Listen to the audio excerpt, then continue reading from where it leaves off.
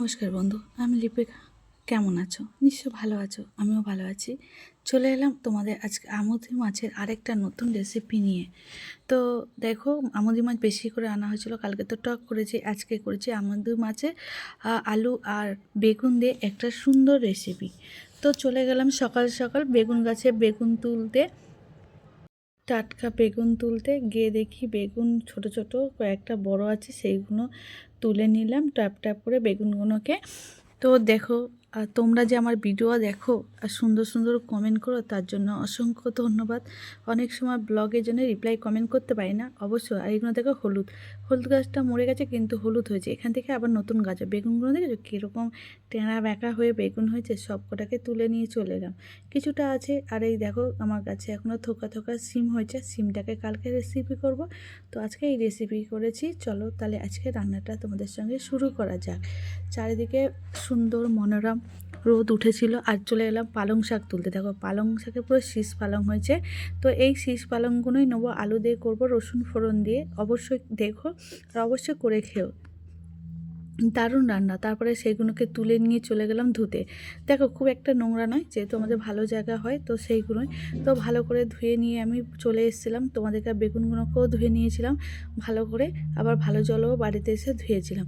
তো দেখো আমি সব কিছু নিয়ে রেডি হয়ে, একদম টাটকা বেগুন, একদম টেরা বেঁকা হলেও বেগুনের স্বাদ ভালো।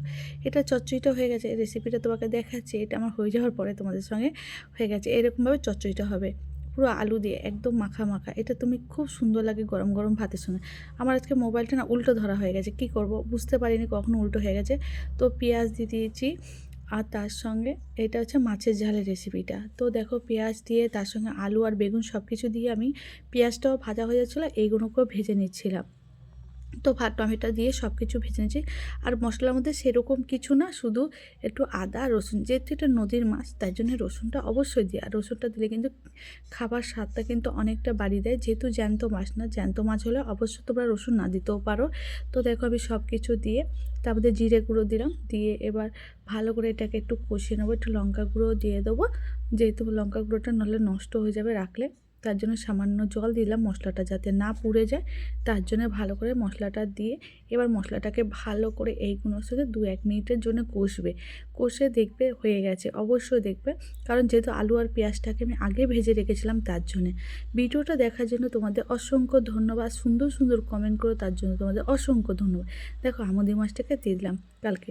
এবার এই মাছটা বর্ষা বর্ষা কেমন লাগে, গরম গরম ভাতের সঙ্গে ধনেপাতা তুলে নিলাম, একদম জমে যাবে। তারপর সেই রেসিপিটা দেখো, সেই দেখাচ্ছিলাম যে কী কী কেটেছি। আমার আজকে উল্টো পাল্টা সব হয়ে গেছে, কিছু করো না, তোমরা একটু ম্যানেজ করে নাও। সব কিছু কেটে ধুয়ে নিয়ে চলে এলাম। তারপরে দেখো এইদিকে আমি পেঁয়াজ, দেখো রসুন ফোড়ন দিলাম, তারপর শুকনো লঙ্কা দিয়ে আলু দিয়ে এইগুলোকে পেঁয়াজ দিয়ে আলুটাকে ভেজে নেবে, আর গোটা জিরে দেবে, এর মধ্যে অন্য কোনো পাঁচ ফোড়ন দেবে না। আর হলুদ নুন যেটা দেওয়ার, টমেটো একটা দিয়ে দিলাম, দিয়ে ভালো করে এটা আলুটাকে আমি ভেজে নিয়েছিলাম। তখন রোদ উঠেছে, রোদও আসছিলো। আর তারপরে কেটে রাখা পালং শাকগুলোকে দিয়ে, একটুও জল দেবে না, এই পালং শাকের জলেই এটা কিন্তু সুন্দর হালকা আছে, খুব দারুণ হবে। আর খেতে কি বলবো বন্ধু, করে খেয়েও দেখবে কি দারুণ লাগে। সবসময় মতো আমরা বেগুন টেগুন দিয়ে চচ্চড়ি করি, এরকম আলু দিয়েও করবে, দেখবে দারুণ লাগবে। অবশ্যই তোমাদের খুব ভালো লাগবে, যেহেতু পালং শাক দিয়ে জল বেরো, আর ডাঁটা পালং খেতেও ভালো লাগবে, চিবাতেও খুব সুন্দর লাগে। তো দেখতে পাচ্ছ আমার মোটামুটি এটা আলু সবজিটা হয়েছে। আলু সবজিটা কীরকম হয়েছে দেখেছো তো। তো মাছের তরকারি। তো আজকে রেসিপি দুটো কেমন লাগলো অবশ্যই কমেন্ট করো, ভালো লাগলে অবশ্যই লাইক কমেন্ট করো, পারলে শেয়ার করে দিও। Bye bye.